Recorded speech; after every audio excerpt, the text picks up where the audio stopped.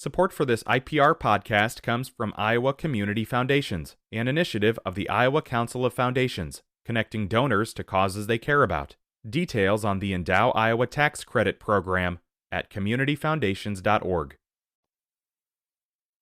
It's Talk of Iowa from IPR News. I'm Charity Nebbe. Iowa-based musician Kevin Burt has been performing the blues for over 25 years. He grew up in Waterloo and now lives in the Iowa City area. He is a self-taught musician, and that's something he shares with one of his most powerful musical influences, the late, great Bill Withers, the man behind Ain't No Sunshine When She's Gone, Lean on Me, and so many other classics.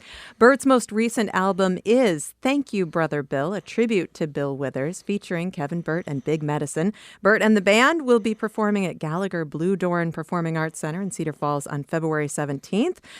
But today, he's performing right here at Iowa Public Radio. Kevin, welcome back to the show. Thank you for inviting me back. It's so much fun to have you here. It's always a pleasure and an honor. Well, I think before we start talking about Bill Withers and his influence on you and your music, I think we should start off with one of his songs, your interpretation of one of his songs. Would you play Ain't No Sunshine for us? Absolutely. I got you right here.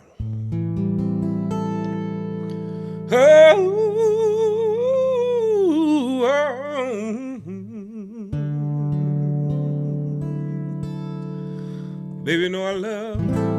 Honey, don't you know you mean the world to me? You are my sunshine, you my rain. Don't you know that you my joy and you my pain? I just want you to know that right now, baby, it ain't been no sunshine in my life ever since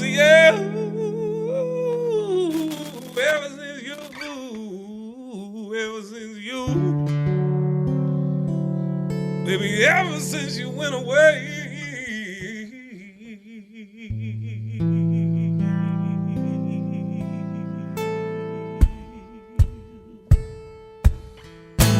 Ain't no sunshine when she's gone. It's not warm when she's away now. Ain't no sunshine when she's gone, and she's always gone too long. Anytime she goes away, I wonder this time where she's gone. Wonder if she's gonna stay. Ain't no sunshine when she's gone, and Lord knows that this house just ain't no home. Anytime that my baby goes away, and I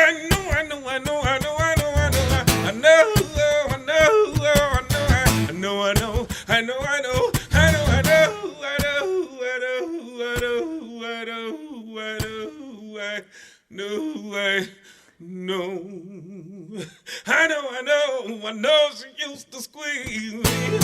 I know she used to tease me. I know she used to please me. Oh, I know that I need me, yeah. I know I ought to. I know that I got to, and I know I just don't want to. I know.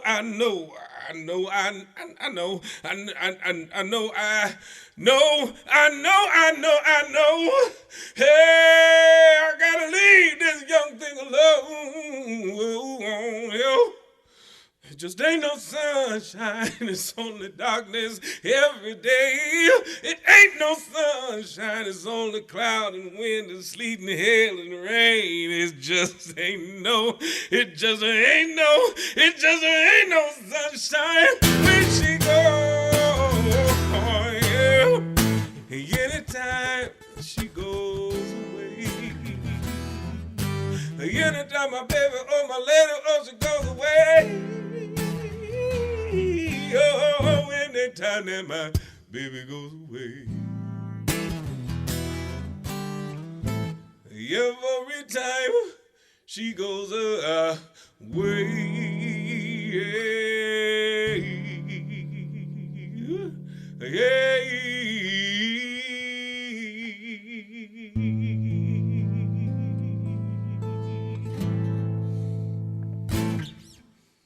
Kevin Burt. That is so great. Kevin Burt playing a song from his new album, Thank You, Brother Bill, a tribute to Bill Withers. And of course, that is one of Bill Withers' biggest hits, Ain't No Sunshine When She's Gone. Kevin, when did you first discover Bill Withers? Well, his music, I mean, probably at the same time everybody else did. I mean, in the early 70s, Ain't No Sunshine became a thing, you know. In the mid-70s, Lean on Me became a thing, and it's been... And it endured. It never went away. Yeah. I was just telling my kids yesterday that when I was in high school, and you're just a tiny bit older than I am, I mean, Lean on Me, every kid who could play the piano or sing was performing Lean on Me. Yeah, I mean, it's just one of those things where he didn't write songs, he wrote anthems, and it was to the human condition. It wasn't it was hard to put a genre specific on what he does, you know, because what he did was connect. And he was amazing at that. And, you know, if you do a deep dive into Bill Withers, you know, if you become a true, you know, Withers fan, you find that there's so many other wise, like I call them the road marks, you know, they're those little directional signs that are just like, you know what, this is a thing that happened. This is real life, you know. This is how you get through this real life moment, or at least how you can deal with it on some level, at least acknowledge it. And he's had a lot of that. I recently watched a documentary about him that came out a few years ago called Still Bill. Yeah. And one of the things he talked about was how when Ain't No Sunshine hit the charts and suddenly everybody wanted, you know, him to record and wanted a piece of him, and they started telling him, well, you know, you need an introduction and you need to write about this and it needs to sound like this. And it had never occurred to me, because he's, you know, part of the fabric of reality that you can kind of take for granted, how he didn't follow any of those rules of pop music. I mean, one of his most famous songs is about friendship, and who writes about that? Yeah, well, and that's, you know, the beauty of, I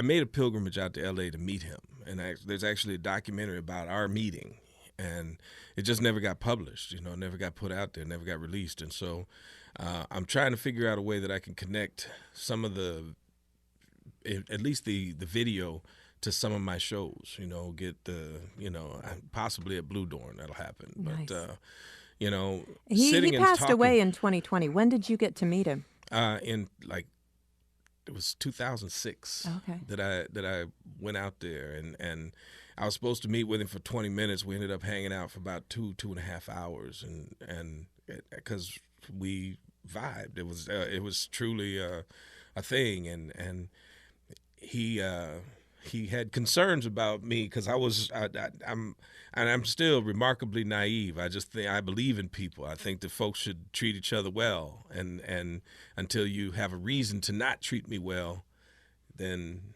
yeah, you're just gonna. And he worried. He checked on me from time to time, and just to be sure I was still at it and I hadn't given up on myself.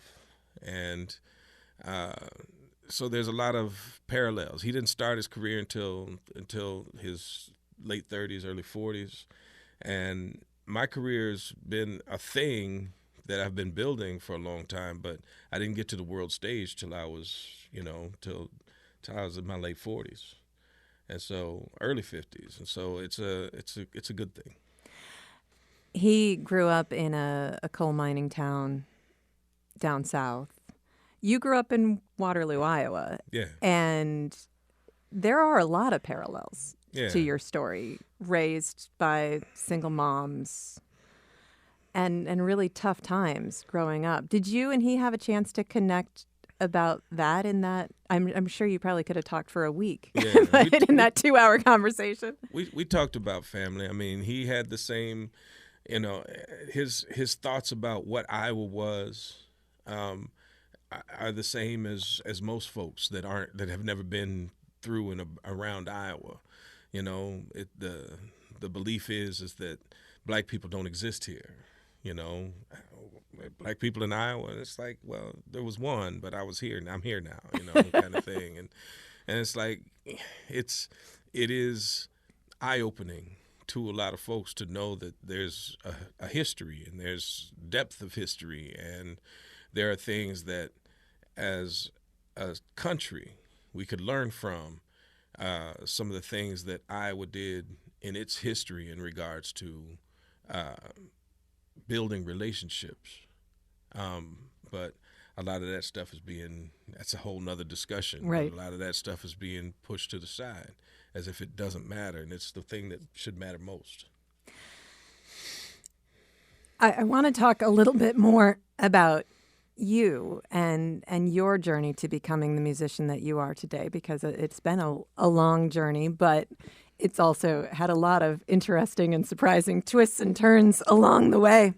Yeah. But we're also, we're also coming up on a break. Do you think you could play something else for us, and then we'll talk more when we get back? Yeah, we'll do one of the lessers in the Bill Withers. Oh, and you're trying to put on a harmonica yoke over headphones, yeah. So now we've got that in place. I said this earlier today. I'm a nice man. Nice don't make you smart. I think you got it all covered. We'll try this here.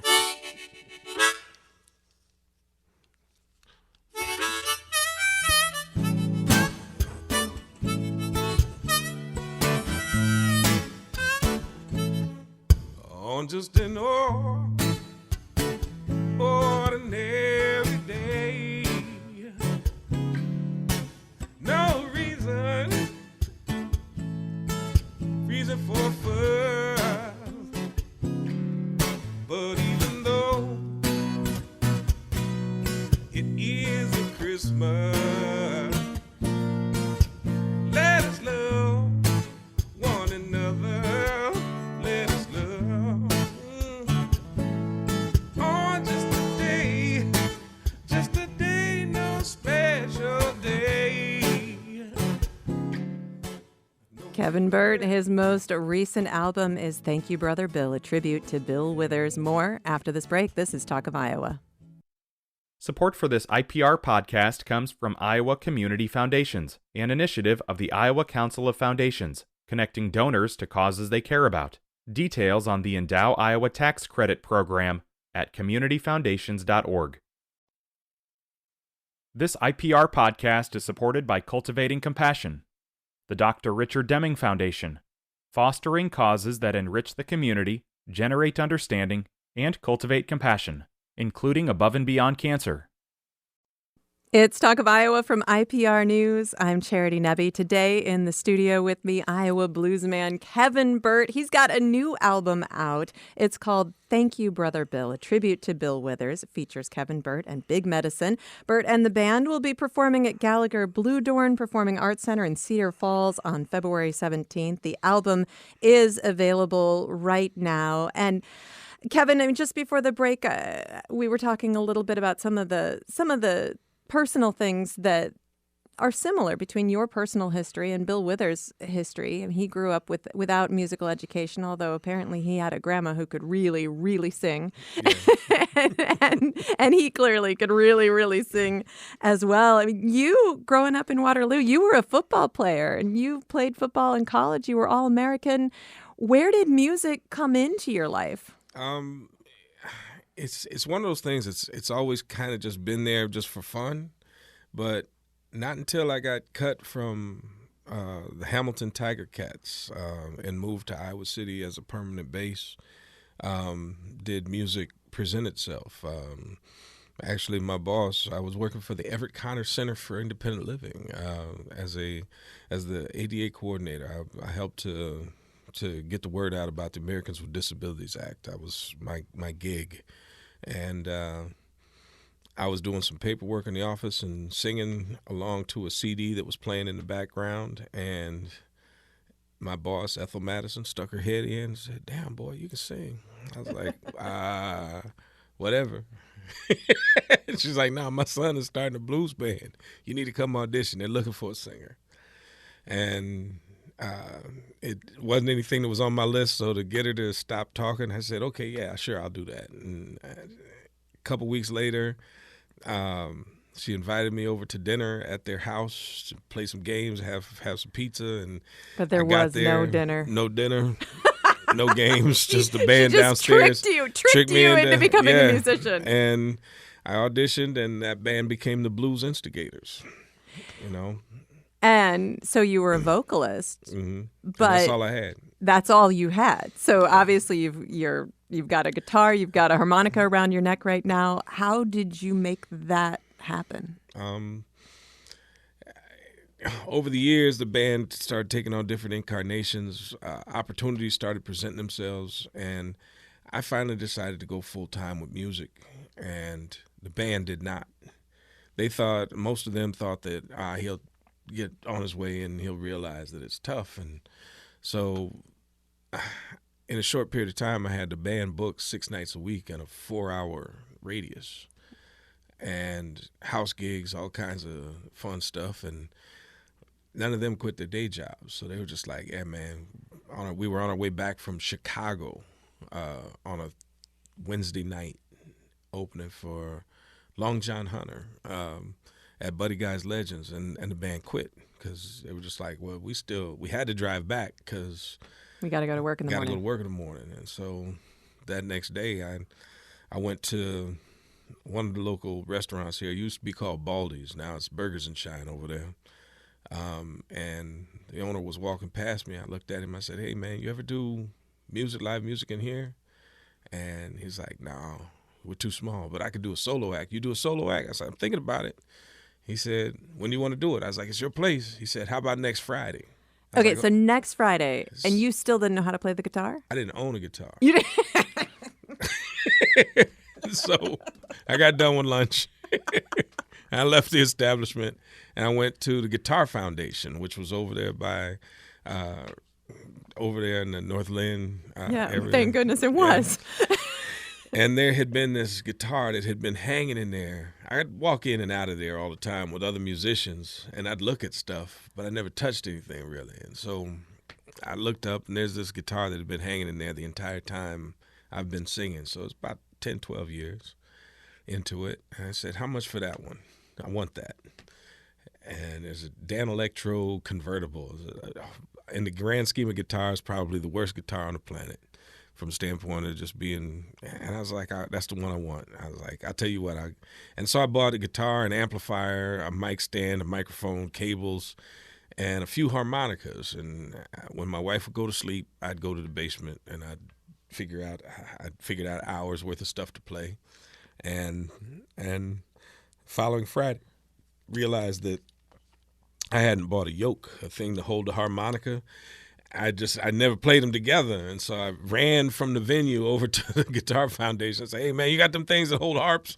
So the guitar players can play. I didn't even know what to call it. And he goes, a yoke? I was like, yeah, man, you got one of those? He goes, yeah, they're right there. I get it. And he looks at me and goes, you know how hard it is to play the guitar and the harmonica at the same time? I said, nope. And I bought it and I ran out of there. And I went and did the show.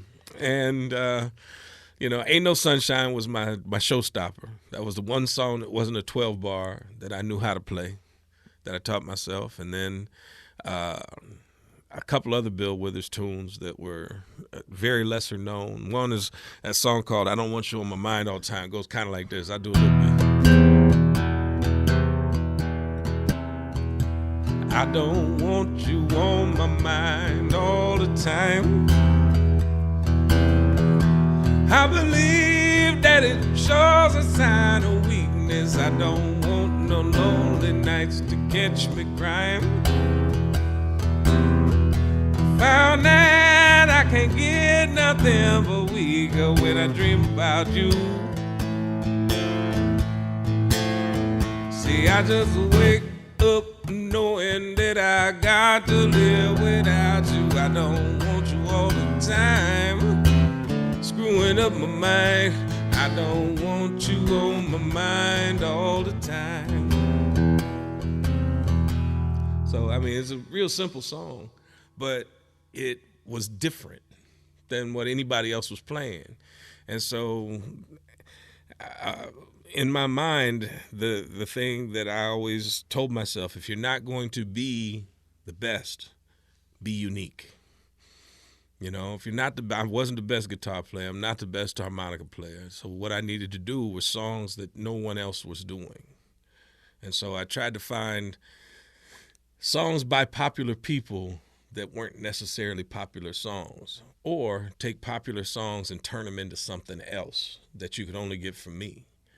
And that became kind of my niche, my shtick. You've been doing this for 25 plus years, and you won the International Blues Challenge in 3 different categories back in 2019. But that was after 20 years of doing this, 20 years of 300 gigs a year. I mean, just really, you have to be one of the hardest working musicians out there. There's no substitute for stage time, but if this is what you're going to do for a living, I always tell folks that I don't, music and sports have a thing in common. You don't work them, you play them.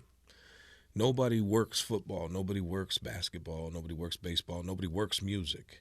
You play it if this is your part. But in order to play for a living, you have to work harder than everybody you know. Right. That thinks that they're going to do this. You're not in competition with any of them. You're just responsible to outwork them, in order to get the opportunity. Because that's the part that never has to happen. The ability to do this, that's a blessing, But the opportunity to share it, that's the thing, or that's a gift. The ability to do it is a gift. The opportunity to share it is a blessing. And you always have to respect that blessing. That because no one ever has to say, hey, Kevin, it'd be worth X for you to come play and do this, and that X is going to help take care of your family. That's going to pay your bills. That's going to put food on the table. That's for me. It stays a very humbling component of this. And I'm not making like Jay-Z, Beyonce money by any stretch, but if you see me walking down the streets, you don't look at him and go, that dude's missing meals.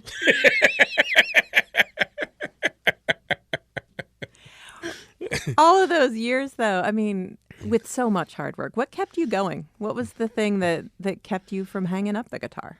I didn't want to disappoint my wife. She's the one that kind of looked at me and said, you can do this, and if I didn't do it, then I proved her to be a liar. And she's not that, she's remarkable. She's amazing. She and I are getting ready to celebrate 30 years. Wow. Coming up. Yeah. And so, yeah, I've had too many, again, this is a lesson learned from other musicians in the area. A lot of them hang their music up and make the family the excuse for that, as opposed to squeezing onto that instrument harder and making the family the reason that you are doing this, and that's, again, the blessing is that I've gotten that kind of support. One of Bill Withers' most moving and I think beautiful songs is about family. Would you play Grandma's Hands for us? Absolutely.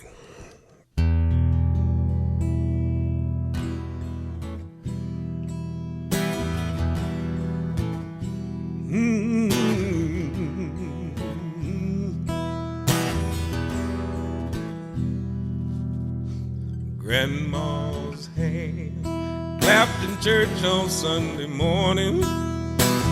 Grandma's hand played a tambourine so well. Oh, my grandma's hand used to issue out a warning. She'd say, well, baby, don't you run so fast.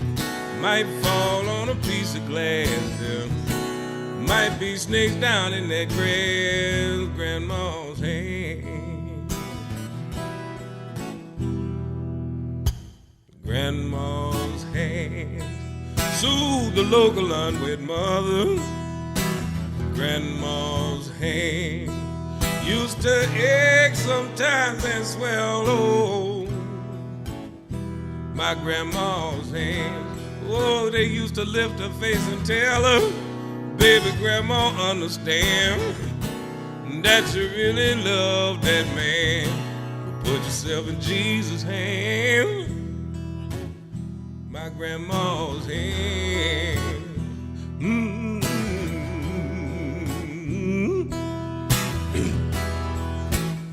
Mm-hmm.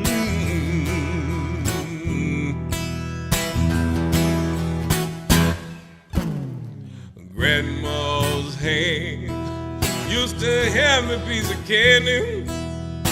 My grandma's hand, Lord, they pick me up each time I fail. Oh, you know my grandma's hand, they sure they come in handy. When she say, well, man, don't you whip that boy. What you gon' spank him for?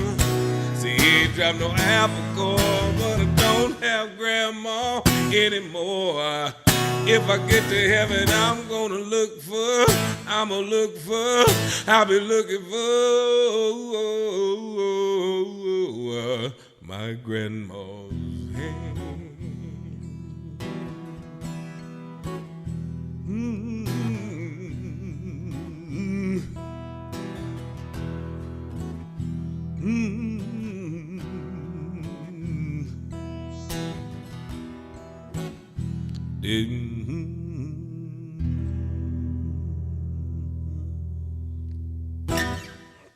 Grandma's Hands. Kevin Burt's new album is Thank You, Brother Bill, a tribute to Bill Withers, and that is a Bill Withers classic.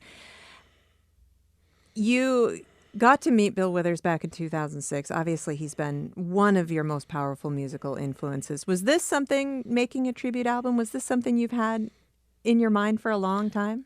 I kind of put it in the back of my head that on recordings that I was going to do, that I was going to find a lesser known Bill Withers tune, and just kind of those were going to be the covers that I stuck in.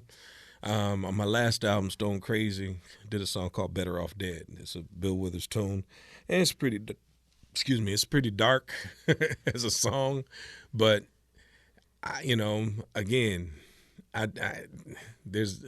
there's some personal tones in there, for me. Having grown up in a family where addiction was a thing. And so, there was, his songs had such a personal connection in my world that I was like, there's so many of his songs that ain't nobody ever heard. It's like another original. Right. And so, yeah, I thought that I would be paying tribute in that vein, in that manner. But after he passed, it was like a gut punch, and so I mentioned it to the record label during COVID, and I contemplated doing that as my first album, but this seemed to make more sense to get the first one out and then do this as a second, as a follow-up, and then I'll go back to doing my own stuff and probably sprinkling in one or two of his from time to time. Yeah. You have an original song on the album called Thank You, Brother Bill. Let's save that for a little bit later so you can play the whole thing. How did you decide which songs to include? Because clearly you go deep. It was rough. That was actually the hardest part. I mean, the list for me was easily 25 songs. And I had to narrow it to the label wanted me to narrow it to 10, and maybe do one or two originals. And I was just like, this is what's going to be. When I got to it, there's somewhat of a story in how they're laid out, as well, you know. Well, let's save that story again for after a break. We do have to take a short break. I'm talking with Kevin Burt. His newest album, With Big Medicine, is called Thank You, Brother Bill, a tribute to Bill Withers. He'll be performing at Gallagher Blue Dorn Performing Arts Center in Cedar Falls on February 17th. That's his next Iowa performance. And we'll talk more after a break. Could you play us out? Let's go.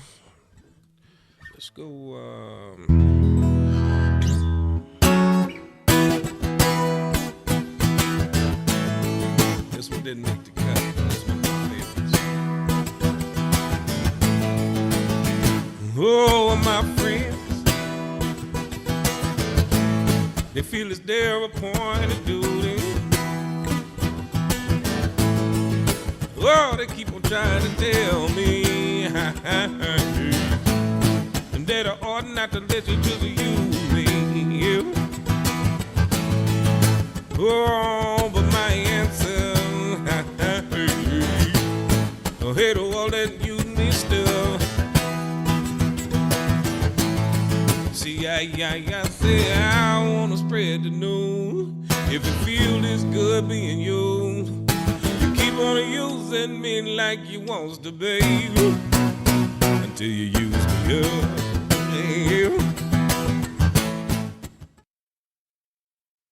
This IPR podcast is supported by Cultivating Compassion, the Dr. Richard Deming Foundation, fostering causes that enrich the community, generate understanding, and cultivate compassion, including above and beyond cancer.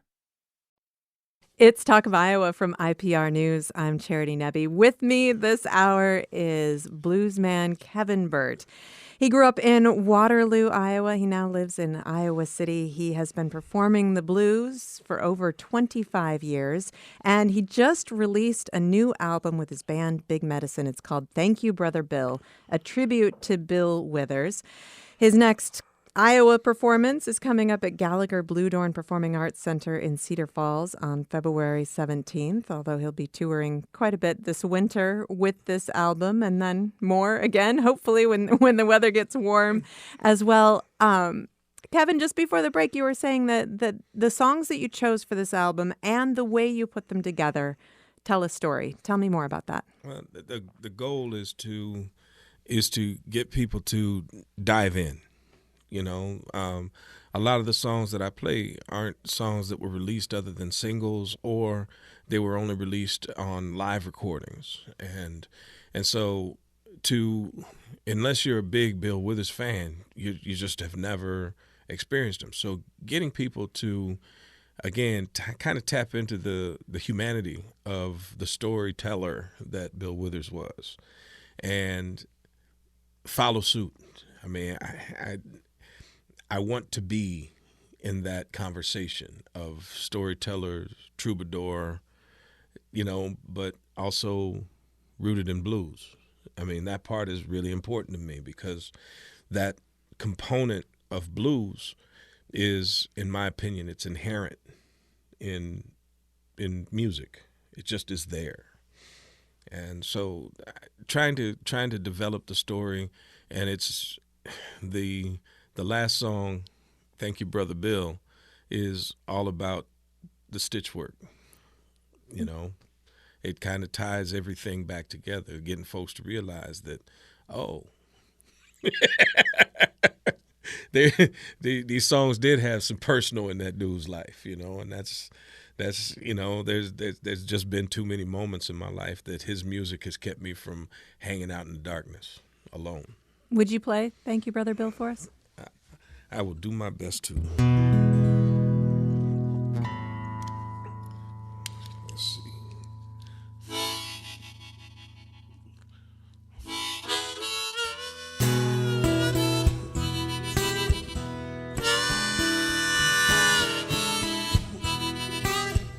There would be so many holes in my soul if your music wasn't here to fill. So let me tell you, thank you, Brother Bill. When my woman took my sunshine, you said the world would keep going round and round still. I can say to that is, thank you, Brother Bill. When I lost my grandma's hands, I leaned on you, I guess I always will. So let me tell you one more time, thank you, Brother Bill.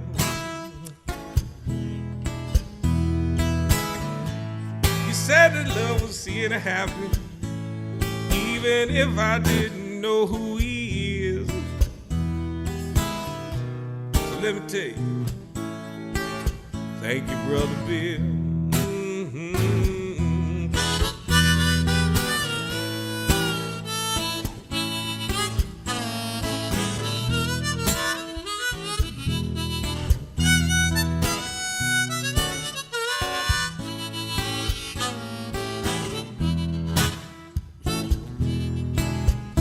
So let me say on this lovely day, let's all love each other still. Oh, and let me say it one more time to you people. Thank you, Brother Bill. I said, I'ma say it just one more time. Thank you, Brother Bill. Kevin Burt with Thank You, Brother Bill. The album is Thank You, Brother Bill, a tribute to Bill Withers featuring Kevin Burt and Big Medicine. And Kevin, I talked to you shortly after you won that International Blues Challenge, 3 different categories in the International Blues Challenge back in 2019. And that was a huge breakthrough moment for you. It changed things in a lot of ways. And you brought out an album about a year later. And then there was this pandemic that shut live music down. How did that impact you? Multiple levels. I mean, you know, you get told by the community what you do is not an essential function. And you have to realize as a human that the right thing was done. You know, I mean, my job description is literally to get as many people into a confined space to make socially irresponsible decisions. Like a live music manifesto, right? Yeah. And so I absolutely the right thing to do. But then to look around at your family and realize that your value as a breadwinner, as a provider, is contingent upon being able to play and perform. And so I had to get creative. You know, I created a music series here in Iowa City area called The Truckload of Soul. Yep. Where I drove in. I went to a car dealer and I borrowed a truck that had power outlets in the bed, and I'd drive into a neighborhood and I'd perform for 30, 40 minutes, and then I drive to another neighborhood on given days. And the city was kind enough to give me noise permits, and the good folks that do all of the outdoor shows for Iowa City, and my brain is just my brain this morning. They were kind enough to kind of co-sponsor the whole thing and help me get it funded. And so it was fantastic, you know, to get the opportunity to work and to see people just be able to come out of their homes, bring them sit in some joy. their yards, sit in a park and enjoy a little bit of music. And people were grateful for that. And I think it changed a little bit of the doom and gloom feel.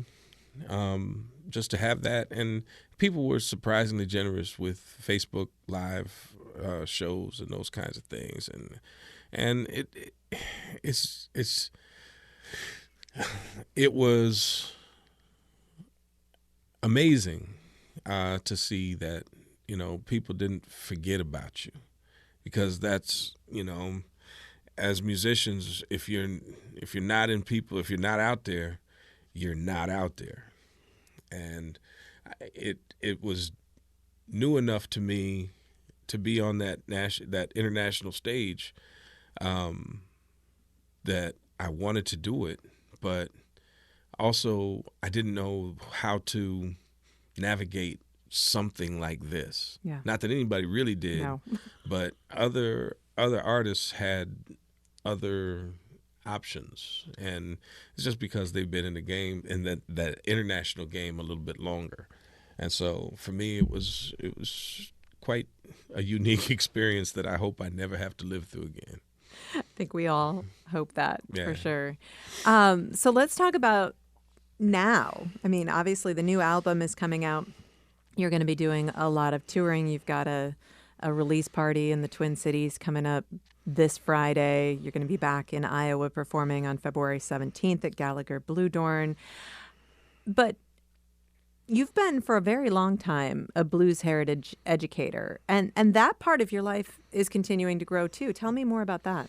Well, I started in the 90s doing blues in schools around the state of Iowa, in conjunction with most of the blues societies that were here and that are here. And I became a resident educator for the Central Iowa Blues Society. I started the Blues in the Schools program in Cedar Rapids. I was a part of its inaugural run with the Lynn County Blues Society. And I've done a lot of work with the Mississippi Valley, but that program continues to grow and expand. And when people find out that it's what I'm doing as I'm traveling, I'm getting invitations to go to places like upstate New York, Plattsburgh, New York, and up in the Adirondacks, and go to these communities that, man, their music programs are the light in the community. And to go into these places that are remarkably isolated, especially this time of year, and be able to provide this information to these kids, it's cool, and they embrace it, and it's just a lot of fun. So I've become the resident educator for the Plattsburgh Blues and Jazz PB&J Society up in Plattsburgh, New York, and I'm getting ready to take over the blues education component down in Helena, Arkansas, with the King Biscuit and Sonny Boy Williamson Foundation. I'm sure a lot of the kids that you perform for, that you talk to, have actually never listened to the blues. Well, that's the thing. They actually have. I mean, there's so much blues that's out there that people just don't tell you is. You know, I mean, and one of the things that I mess with them with is I take songs that they, you know, and this one's a little bit older, but it still works. And it's just about how you present the lyrics. And so you take a song like My loneliness is killing me, and I must confess, I still believe when I'm not with you, oh darling, it blows my mind. Give me a sign, hit me baby one more time. You know, you take those a little bit of Britney Spears there. Yep. You take that story and you present it a different way, and instead of looking at it, you listen to what's being said. Now you've got a blues story. Now the music industry doesn't say, yeah, that's a blues song, because that's not what they're selling. But I defy anybody to turn on the television or the radio for more than 15 minutes and not hear blues in somebody's marketing campaign, or as the bumper music to lead into a sitcom or a television show. Blues is absolutely a popular thing. Foundation. Yeah. You know, and there's blues festivals in every state, and most countries, most continents host multiple blues festivals celebrating this music, this thing that impacted culture around the world. But we continue to say that it has no value here. If you took the oldest blues player and you said, we're going to put them in Hansher Auditorium, some folks would show up. But if you took the oldest country player and you put them in there, folks would be buying tickets left and right. You wouldn't have enough tickets. Yeah. We've devalued that original art form so far that it has no value to kids. And so to give it to kids and remind them that their music doesn't exist without this, dive deeper. Value your history. Once there's a value for that history, then these antiques become just as priceless as everybody else's that are over there. And so that's kind of what I'm at, is trying to reclaim some value for that history of culture.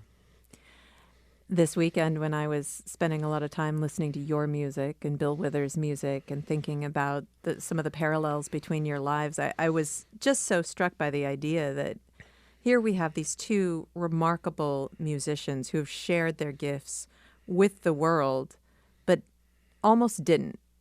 I mean, Bill Withers never received any musical training. It was just within him. He couldn't stop it, and he made it happen. And you didn't have any formal musical training. We almost missed Kevin Burt. Like I said, the gift is the gift. The blessing is the blessing. For Bill Withers' story, for my story, there's a million other stories. And a lot of kids that never got that chance. Yeah, well, and a lot of it, goes to the people that are around us that either encourage us to or fertilize our dreams, kind of thing with the, that negative talk, And so, I mean, we all, there's a lot that has to do with how you personally choose to use the conversation about you around you. Because it can, it's a lot like anxiety, a lot like being nervous. Nervous is your body's way of telling you that what you're about to do matters to you. It can either turn you off or turn you up. And the same can be said about folks that speak negatively about you. Oh, you can't, you never will, you're not good enough, you're not this, you're not that. If it was about being the best, we wouldn't know the name Bob Dylan. He wasn't the best at anything other than being himself, sincerely, unapologetically. And that was amazing. And once you stopped hearing how he said what he said and started listening to what he was saying, there's no denying that there's a soul that's in there that needed to be heard. Yeah. Kevin, we are so sadly out of time. But what an incredible joy and pleasure it has been to have you here today. And this album is such a gift. It's Thank You, Brother Bill, a tribute to Bill Withers, featuring Kevin Burt and Big Medicine. Burt and Big Medicine will be performing at Gallagher Blue Dorn Performing Arts Center in Cedar Falls on February 17th. The album is out there right now. You want to play us out with just a little something else? We'll go out with another song off, but also, you can track the schedule and you can order copies of the CD through my website. It's www.kevinburtmusic, all one word, .net. So it's not a .com, it's a .net. All right, let's try this one on. Let's go.